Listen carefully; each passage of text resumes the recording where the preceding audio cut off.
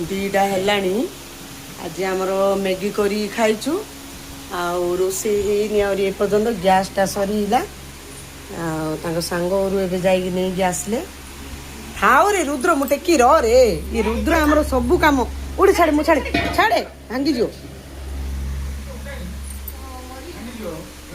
ତାଙ୍କ ସାଙ୍ଗ ଘରୁ ଯାଇ ନେଇକି ଆସିଲେ ଏବେ। ଏବେ ଚୁଲି ଲଗେଇ ଉଷୁନା ଚାଉଳ ଭାତ 2ଟା ହେଲାଣି। କେତେବେଳେ ରୋଷେଇ ହବ କେଜାଣି। ଭାତଟା ବସିଛି ଫୁଟିନି ହେଲେ ମଧ୍ୟ।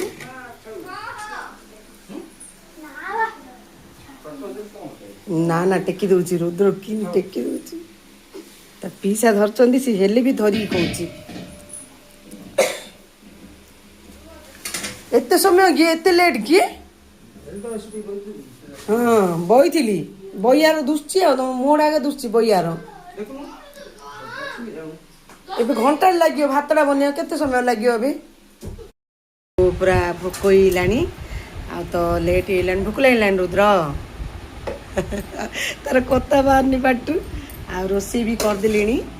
ଗରମ ଭାତ ଆଉ ମୋନିକା ଆଳୁ ସୋରିଷ ବଟା କରିଛି ତରକାରୀ। ଆଉ ପାମ୍ପଡ଼ ଭଜା, ଆମ୍ବ, ଆଉ କାଲିର ମାଛ ଭଜା ଅଛି। ଆଉ ମାଛ ତରକାରୀ ଅଛି। ଆଉ ପିଲାମାନଙ୍କୁ ଭୋକ ହେଲାଣି ମୁଁ ଖାଇବାକୁ ଦେଇଦିଏ ପିଲାମାନଙ୍କୁ। ଆଉ ରହିଲି। ଆଉ ଭଲ ଲାଗିଲେ ଭିଡ଼ିଓକୁ ଗୋଟେ ଲାଇକ୍ କରିଦେବେ, ଗୋଟେ କମେଣ୍ଟ କରିଦେବେ, ଆଉ ଗୋଟେ ସେୟାର କରିଦେବେ।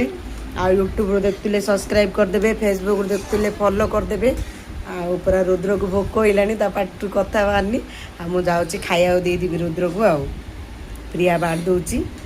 ଆଉ ଭଲ ଅଛି ରୁଦ୍ର? ଖାଇବା ଭଲ ଅଛି। ଭାତ ସବୁ ଖାଇବୁ ଆଜି? ଛାଡ଼ୁଥିବୁ ବାଡ଼ି ମାତ୍ର। ଭାତ ସବୁଦିନ ଛାଡ଼ି ଦେଉଛି ନ ଖାଇ। ମୁହଁ ଟେକୁନି ଆଉ ତଳକୁ ମୁଣ୍ଡ ପୋତିକି ରହିଛି।